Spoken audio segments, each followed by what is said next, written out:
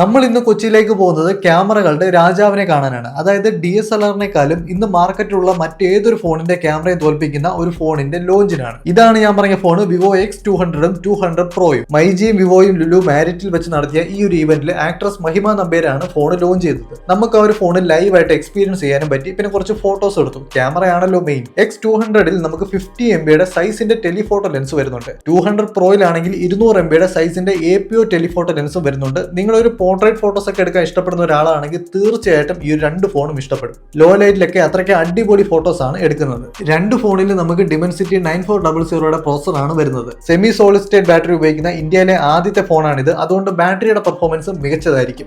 X200 പ്രോയിൽ നിങ്ങൾക്ക് 4K 60 FPS HDR Dolby vision videos എടുക്കാൻ പറ്റും. സംഭവം ഒരു ഫോണാണ്, പക്ഷേ ഇതിനെ വെറും ഒരു ഫോൺ എന്ന് വിളിച്ചാൽ പോരാ. ഇത് എല്ലാം തെളിഞ്ഞൊരു ഓൾ റൗണ്ടർ ഫോണാണ്.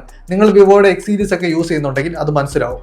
X200ഉം 200 പ്രോയ്ക്കും 65,999 94,999 റേറ്റ് വരുന്നത്.